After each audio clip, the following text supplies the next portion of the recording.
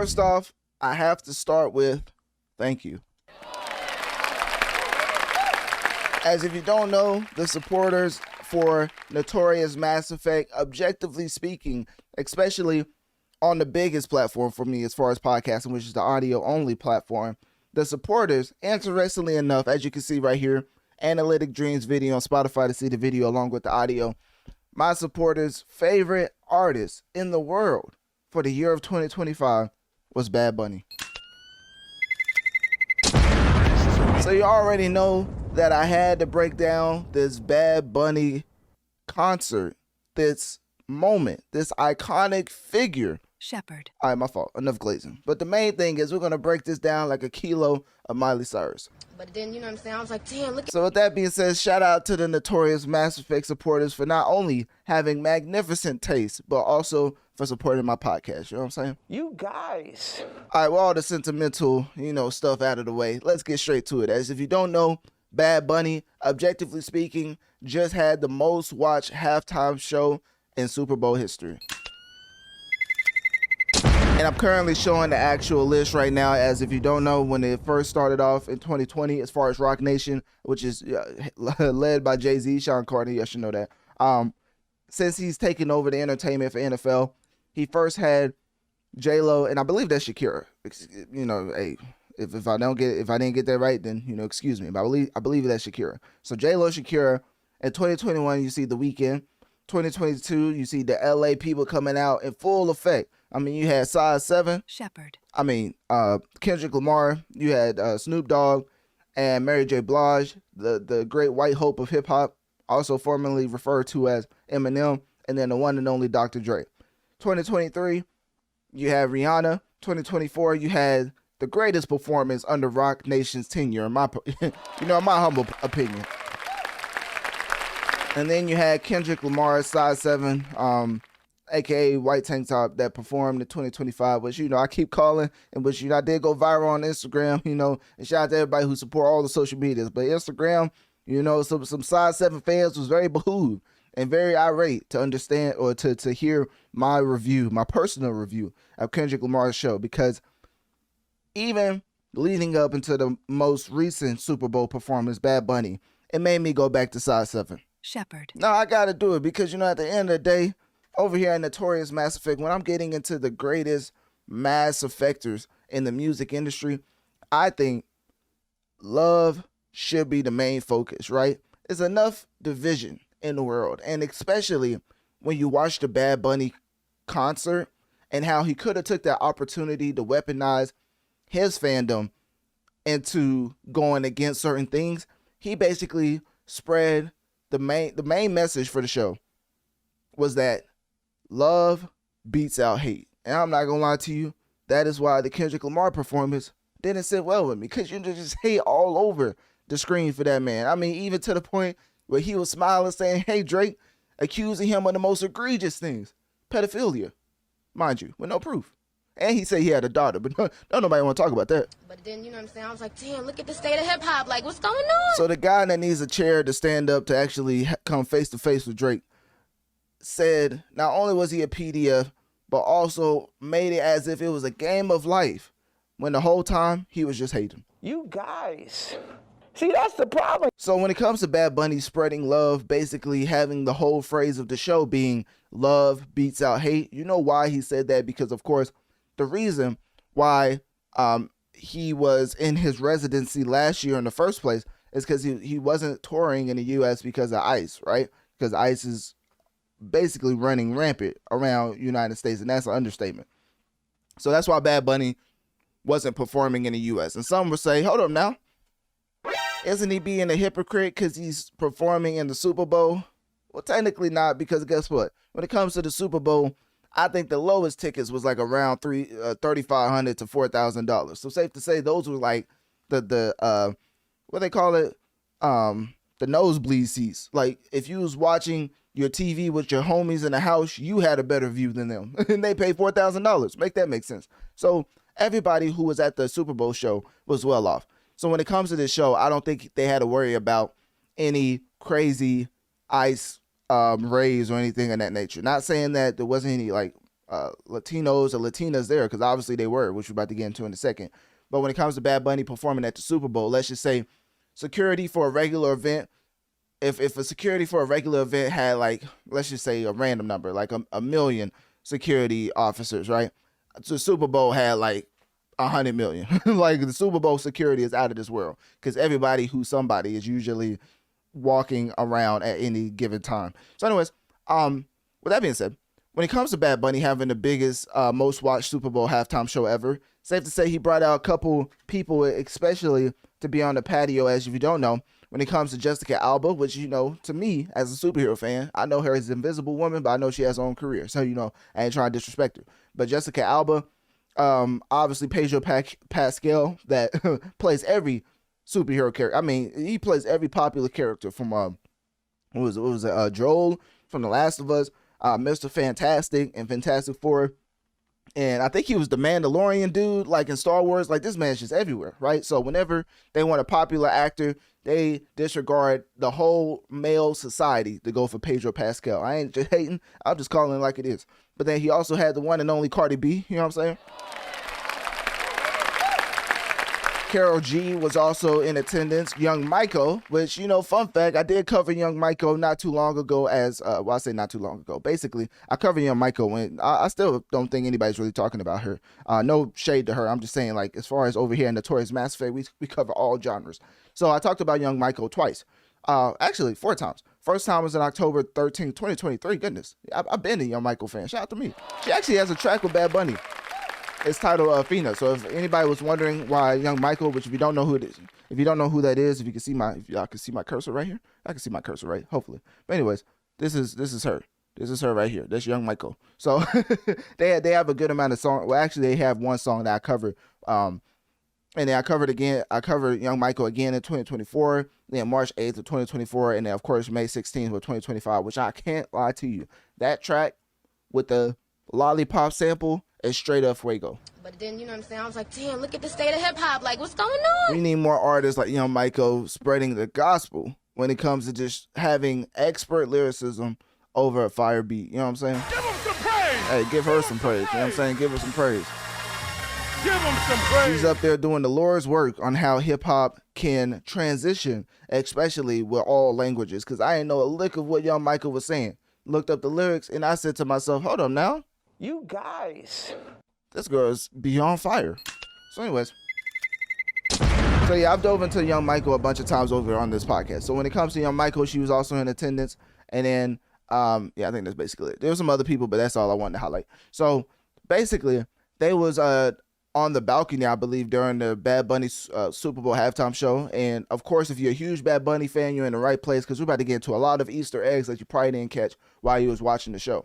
So when it comes to the Bad Bunny halftime show, just know it was the first ever for a solo Latin artist to do so, performing entirely in Spanish, right? He did have Lady Gaga come out and have a tremendous part in English, but as far as the headliner and solo, mind you, because this, I think Shakira is also Latin or Latina, and J-Lo maybe, I don't know. Anyways, they're like a group. So the first solo Latin artist to headline. So while he was doing that, basically, they was in the balcony or whatever. Y'all, if you saw the show, you know exactly what I'm talking about. I actually don't know what to call that, but they was basically in the VIP area of his show, which I thought that was interesting. You know, with him celebrating Puerto Rican culture, history, and things of that nature, having a lot of Latinas up there. I mean, it's you know, it makes sense, and yeah, it made sense for a lot of other people too. You know what I'm saying? Shepherd. All right, my fault. Let me not get distracted. So, anyways, getting back into the other Easter eggs of the show, the main thing you need to know is that Bad Bunny wasted no time getting straight into the representation of Latino culture and Puerto Rican pride and the overall political commentary. I love how it was basically love over hate, because who can't jive with that? You know, to take Joe Budden's words, pause, basically who can't jive with that? Because you look at somebody who's spreading love, not hatred, unlike Size 7, and you see where it came as far as the magnificent show that he put on. Like, looking at this chart right here, I do believe that Bad Bunny probably had the second best performance out of this list right here. I'll probably say, if I was ranking the last 6 performances. Well, 1, 2, 3, 4, 5, 6. The last 7. My fault. Last 7 performances. I'll probably say Usher's number 1. I just think he's an actual performer. And objectively speaking, he's probably the lesser known person out of this currently.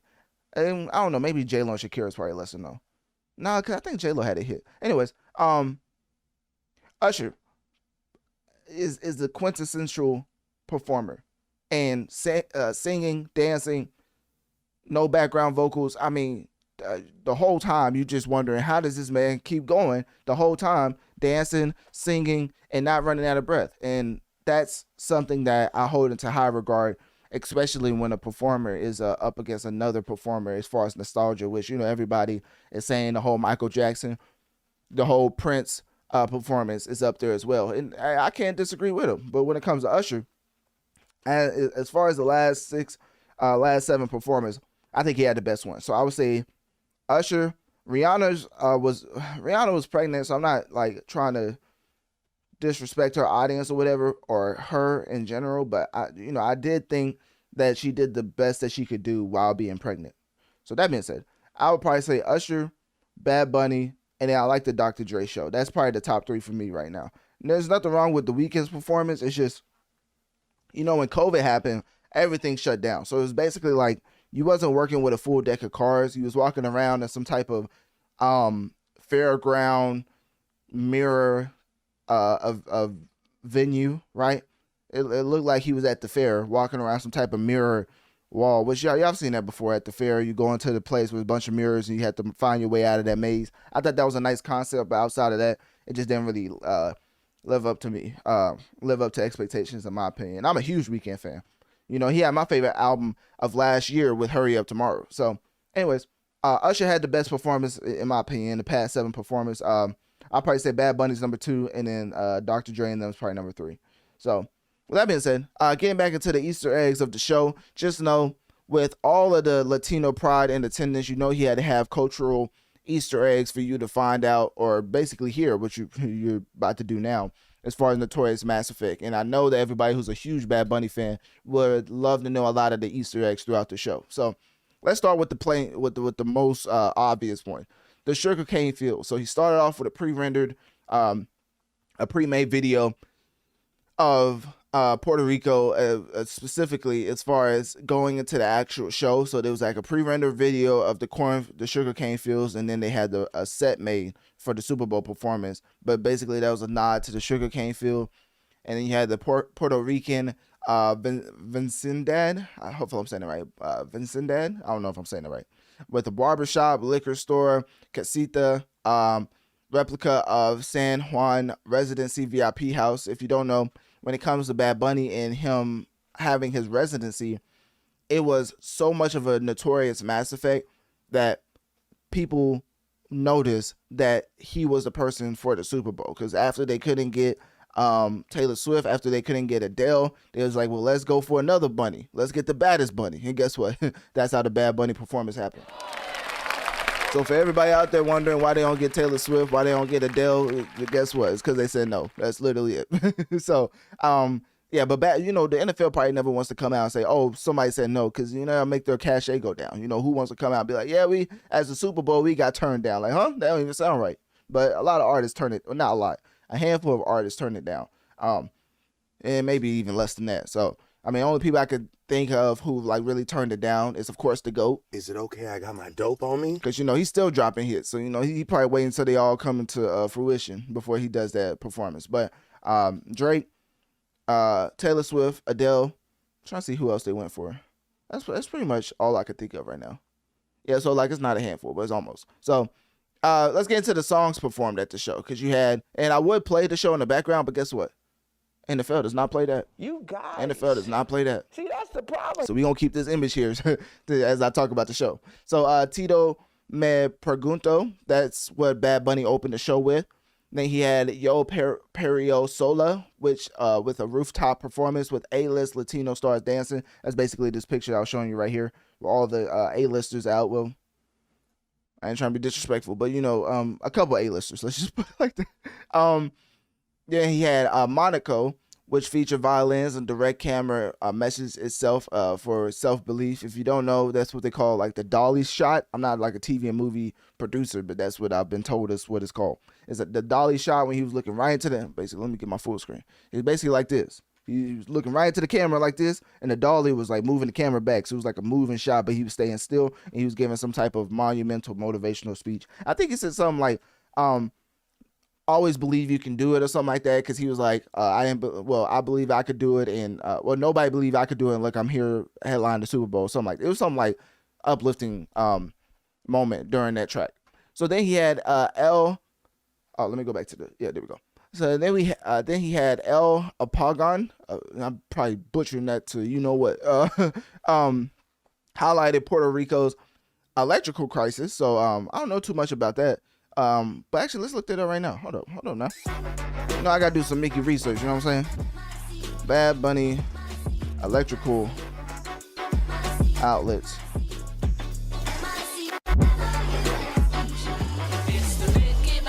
Best believe we get into all the Easter eggs, especially after I figured out that majority of my consumers' favorite artist is Bad Bunny. Best believe we're gonna spend some time on this. So anyways, the electrical outlets, it was a power infrastructure occurrence, right? Where Puerto Rico's chronic power outages and unreliable electrical grid worsened by hurricanes like Maria in 2017, poor maintenance, privatization. Yeah, I think that's how you say it. Yeah, probably like sound it out. I'm trying. And then it was highlighted dramatically in his Super Bowl performances. So if you're wondering what that was from, it's because of the 2017 hurricanes like Maria. And basically, you know, that's what the electrical pole was for. So anyways, getting back into it. So that was during El Apagón. And then during the track Café Con Ron, it was the finale celebrating unity across Americas, which I think that's when he brought out all the flags. So I think that was also nice because, you know, people was upset with that. But basically, you notice I haven't said the other show yet, right? The reason why I didn't mention them until now, because they don't really deserve shine at the beginning of the segment, right? But basically, Turning Point USA, right? They had some type of show, very just racism all over the place, right? Kid Rock and somebody else. Basically, they performed, like 6 million people viewed it on YouTube. And of course, that was out the gate. I think it's at like 20 million by as of right now, but maybe even more than that. But basically, with Bad Bunny having 135 million at the gate, I mean, come on now. Whoop-de-doo. I guess that racism wasn't that strong, right? Whoop-de-doo. It's almost like Bad Bunny's message about love outlasting hate is a real thing. Shout out to Bad Bunny. So that's the only thing I'm going to talk about with that other show, which, you know, I think the last time we even had two shows like that, as far as the Super Bowl, was Civil War. So, yeah, do with that what you will. And who was co-signing that type of show. Anyways, then Bad Bunny ended it off with DTMF, closing number during fireworks and field dance party. So that was pretty cool. Of course, Lady Gaga did have her performance. Ricky Martin was there, Karol G, Cardi B, Pedro Pascal, which we already talked about. Invisible Woman, a.k.a. Jessica Alba. Young Michael, you know, the Lollipop King. Pulse. Is that Pulse? That's not. It's actually... Anyways, we're going to keep it like that. Yeah, so the Lollipop King, you know what I'm saying? As far as the instrumental on the track, What's Up? Straight Fire by Young Michael to this day. So anyways, when it comes to Latinas and Latinos, that was definitely in attendance. When it comes to the overall language, safe to say that was the main objection to a lot of people. And honestly, watching the show from a perspective of just hanging out with the homies, and seeing how they had no idea what was going on. Because me, you know, I've been covering different genres to the point where I could kind of pick up on certain language and just certain ways that they're going about their track. Because, you know, going from K-pop to Latin music. I'm trying to think what other music I listen to other language. That's the majority of what I listen to. But basically, I understood the whole significance of what Bad Bunny was doing. Now, of course, I know every word. Of course not. I don't know Spanish. But I always told y'all, when it comes to Spanish music or just other genre music outside of rap and R&B that's using languages outside of English, because I've also gotten to Punjabi before. I forgot to mention that. When it comes to Bollywood Latin music. When it comes to K-pop, I listen for this RDC word, 'cause I didn't realize everybody didn't know what this word meant. But sonically speaking, that's what I listen to for the structure, for how the melodies is placed throughout the song. And once you listen to enough and you don't speak the language, you can start to recognize the lyrics, like, or recognize the patterns. Like sonically, you could be like, oh, the chorus is happening right now. Oh, the bridge is happening right now. Like the build up is more familiar, is more the same with other genres than you realize. You think we're very different, but once you start listening to enough genres, you start to pick up on certain things like the bridge, the chorus. Okay, now he's doing his first verse. Now he's doing the second verse. Like you start to pick up on stuff like that. So I think I was looking at it from a different perspective. But hanging out with the homies, I'm not gonna lie to you. The one critique that I think was maybe plausible is them not having subtitles. I think they should have had subtitles because, people was just ignorantly out of the loop when Bad Bunny was performing. They ain't know what in the world that man was saying. That whole speech when he was looking at the camera like this while the dolly was going backwards, he could have been saying the most racist stuff ever, and nobody would have known. Obviously, he wasn't. It was the complete opposite. Believe in yourself type message and motivation from Bad Bunny during that moment. But without the subtitles, nobody would know. So anyways, getting back into Puerto Rico, right? The stage included Puerto Rican elements like palm tree, sugar cane, coconut vendors, boxing matches. I like the boxing match. I thought that was pretty solid. I was like, hey, y'all do be getting down when it comes to boxing. I'm not gonna lie to you. That is one thing where, culturally, you could definitely recognize that. Like, oh yeah, y'all got that. Y'all got that on. Well, I'm not gonna say on lock because we do have Floyd, we do have Terrence Crawford. I'm just saying, but for the majority of boxers, everybody recognizes their solidified status in the game. Of course, like I talked about with the electrical power outages and stuff, he referenced that, specifically Hurricane Maria. And then if you didn't notice, he also had empty chairs. And if you go back to the show after listening to this video, best believe you're going to be able to pinpoint every single moment that I'm talking about. Because I'm kind of breaking it down sequentially in sequence. I'm breaking it down in sequence, right? So in chronological order, let's just put it like that. Anyways, there was 3,000 empty chairs for the lives lost, power line structures symbolizing infrastructure collapse. So many different cultural moments throughout the show, which if you can't get them to understand your language, I think the scenery, visually, he definitely got them to understand the culture of Latinas in Puerto Rico. So anyways, the jersey number 64 that he was wearing throughout the whole show was a tribute to his mother that was born in 1964. So shout out to that. That's definitely a mama's boy, if you can't tell. So as far as the pro-Latino and immigrant identity, celebrating America as a continent-wide inclusive entity, I thought that was very important.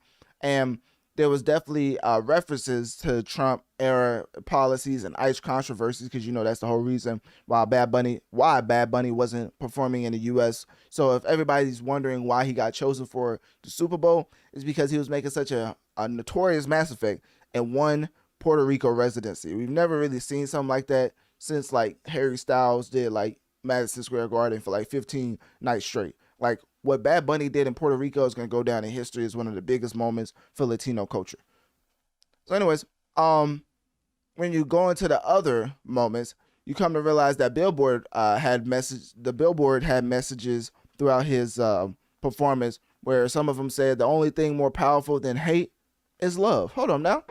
Who was saying that throughout this whole segment? So that was like his main phrase throughout the whole show. And honestly, I like this type of message. And even though rap is a competitive sport, and how I very much did not care for Kendrick's performance, aside from other things, and I've dove into that in detail, so you already know. But when it comes to the division, especially in today's age, it was so refreshing that a humongous artist like Bad Bunny was just spreading love throughout his whole show. I mean, the whole thing was about unity, coming together, and the whole quote of the only thing more powerful than hate is love was just tremendous, man. Make you shed the adult tear, man. I ain't gonna lie to you.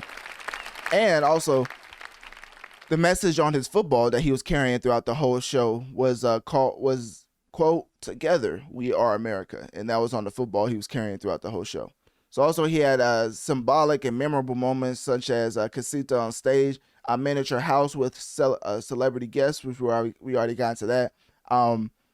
When he was talking as far as his direct camera messages, the one I keep referring to when he was like this and the dolly was moving backwards, basically, that was him saying, never stop believing in yourself. You are worth more than you think.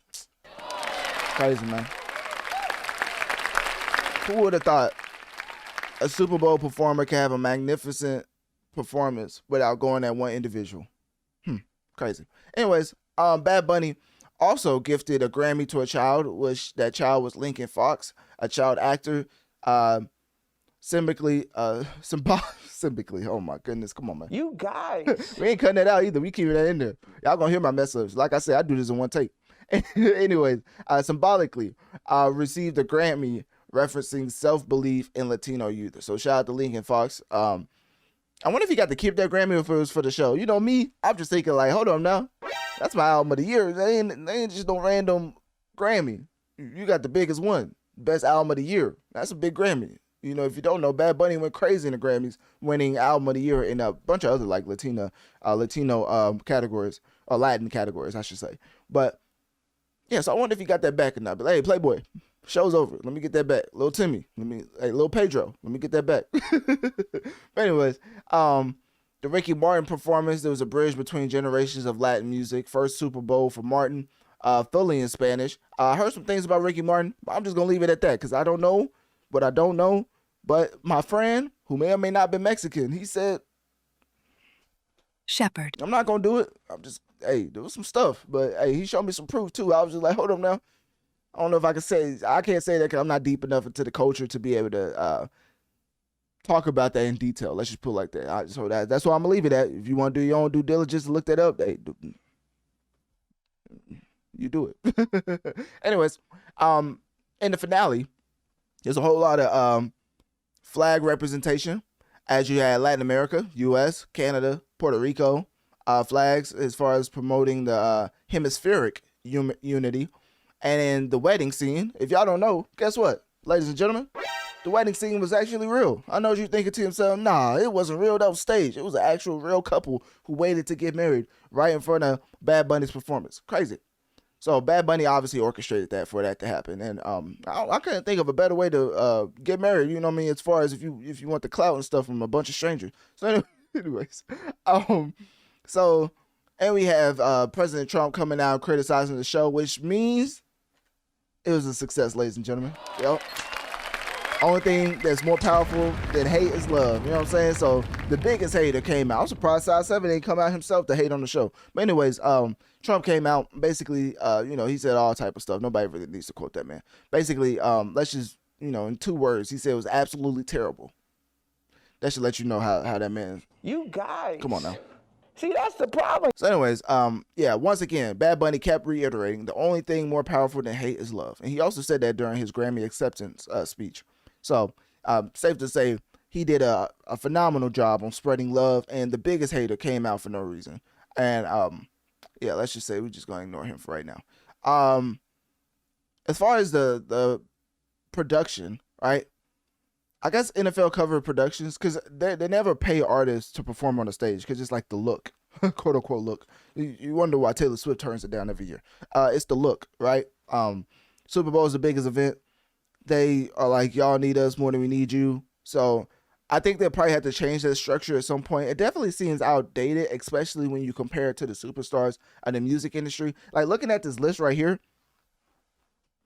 I'm not going to lie to you. Bad Bunny is the biggest artist on this list. Now, obviously, some people may say Rihanna. And to that, she has not dropped in like 2 decades. So y'all chill out with that. But then, what I'm saying? I was like, damn, look. So objectively speaking, Bad Bunny is the biggest on this list. I know y'all probably saying Size 7, but at the end of the day, everybody only tuned in to him because he was dissing Drake. Like, literally, if you look at the charts right now, let's see where he's at. Now I got to do it. Now y'all going to make me bring up the objective charts. All right, so when you look at the albums and singles, right? So Bad Bunny is obviously running the charts right now. So it's kind of skewed because Bad Bunny's probably getting a huge surge because of the Super Bowl. But Bad Bunny currently has the second most played album in the world. And I think that album came out like middle of last year, I believe. Let me see, or maybe even later than that. Let me see. So, Debut to Ramos Photos came out January 5th, 2025. Goodness gracious. Ladies and gentlemen, it is February 10th, 2026, and it's still the second most played album in the world. Now, of course, it probably got helped out by the Super Bowl a little bit, but then, you know, he also has another album on the charts, Un Verano Senti. That's the 16th most played album in the world.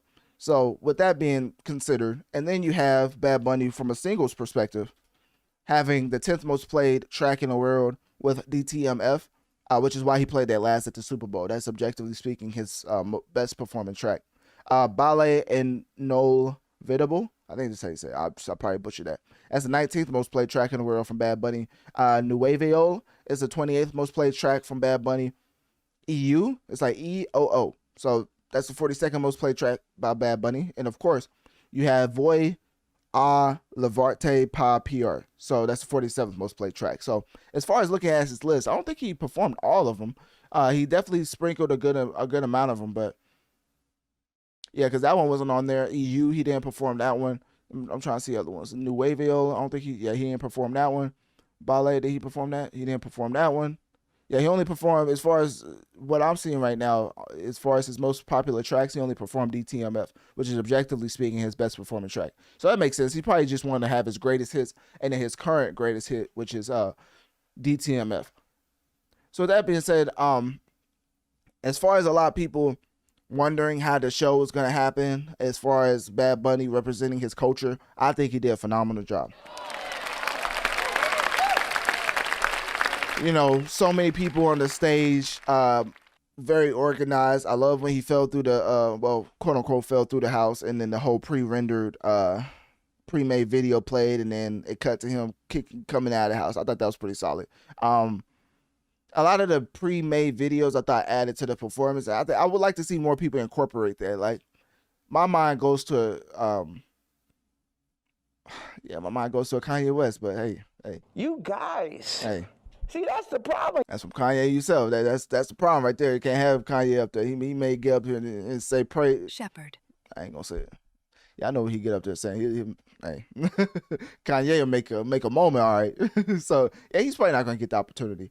So now, you know, in conclusion, talking about who they should have next, a certain somebody. I had to bring this up because, you know, I did say this time. I say this time and time again, and you know, it's becoming more apparent because Chris Usher definitely had my favorite performance out of the past 7 performers, right?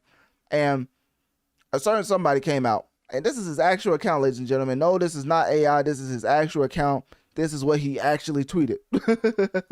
So, let me see. So this man, Chris Breezy, who I think is the most talented human in music, and just the most talented individual I've ever seen. I mean, this man sing, he rap, he plays sports, right? He paints. I'm good. You know, y'all may think, you know, y'all probably like stop glazing. I'm just like, hey, bro, he's just more talented than everybody. You guys. You know what I'm saying? See, that's the problem. So when Chris Brown says, I think it's safe to say they need me, one, I don't think it was the right time. You know, you're basically unintentionally discrediting Bad Bunny, which I think he had a phenomenal performance. So I don't think that's right. You know, there's a little player hating. And, you know, if I was to be a little messy, I could see Bad Bunny and Chris Brown, you know, coming to some type of crossroads with certain teams, you know what I'm saying? Shepherd. All right, my fault. Basically, I'm not saying this over a woman. I'm just saying I think he was player hating on Bad Bunny for a reason. Yeah, I figure out what that reason is. But yeah, Chris Brown said they need me. I'm not gonna cap. They do. I think this tweet was ill-timed. Whoever's his PR team, they need to let him know. All right, I kid you not. It was probably Chris Brown that tweeted that out. He probably didn't go run that past nobody, because anybody on his PR team would have told him that was a bad move. Because who in the world looks at another performer at the Super Bowl, his biggest moment in his career, or it's supposed to be, and then tweets that out? With the type of pool you just had with the Breezy Bowl being one of the most successful tours of all time. Like, there's no need to step on somebody's moment. You could have said that like 2 weeks after, and it would have had the same effect, in my opinion. Saying that right after what Bad Bunny did, I think is a little insensitive, and I just don't think it was. I don't think it was fitting. I don't think he should have did that. But once again, he's not lying. I'm not gonna lie. Chris Brown, like, y'all gonna say I'm glazing. I don't care. All right, so this man the most talented person I've ever seen. If he got on that Super Bowl stage and did 50 backflips in a row and landed on beat, y'all will understand what. Hold on, I would play it. Literally, he had the show at the BT performance. Well, I've never seen. It made me realize. I was like, bro, there's really levels to this. This man was singing, rapping, and then at the end of the show, he did a backflip and landed on beat. Literally landed on beat. I was thinking to myself, now I know this man ain't human. I know that ain't who I think it is. That can't be a human feat. Like, I know that ain't who I think it is. and you know, some people say he's fueled by that. Shepherd. All I'm saying is, Chris Brown got on that stage. Ladies and gentlemen, that'll probably be the best Super Bowl halftime performance in his history. I kid you not. You know how there's like a consensus that says that, you know, everybody comes together to say that Kanye West is like the most impactful hip hop artist because from the producer side, from the rapping side, well, not really the rapping side, but from the producer side, being able to rap and people take it in because, you know, a bunch of people wrote for Kanye. But basically to blend the two and still to have the phenomenal career that he had, I think that's the same type of rhetoric when it comes to Chris Brown and his talent level when performing. It's just really not too many people who's on his level. Chris Brown's like the first person that you could literally match up to Michael Jackson, and the performance, it can have some real competition. I know what y'all saying. Y'all probably think it's blasphemy right now, and it's probably because he had that whole, not probably, it definitely is because he had that whole case with Rihanna. Chris Brown's really on that level. That's what I'm trying to tell y'all. Like, if you perform, I think y'all see some things y'all never saw before. So that's all I can say, man. That's all I can say. So with that being said, hopefully we wrapped up the Super Bowl in a swell manner because, of course, once again, I really appreciate all the Notorious Mass Effect supporters out there. And guess what? I saw that Bad Bunny was your favorite artist of 2025. And guess what? I said I was going to dive into this like a kilo on Miley Cyrus, and I think we did just that. So with that being said, click on my link tree in my bio. Let me know on one of my social medias. What do you think about Bad Bunny having the most watched Super Bowl halftime show ever? What was your favorite moment in the Bad Bunny Super Bowl halftime show? And also, who would you want to see perform next in the Super Bowl for the year of 2027?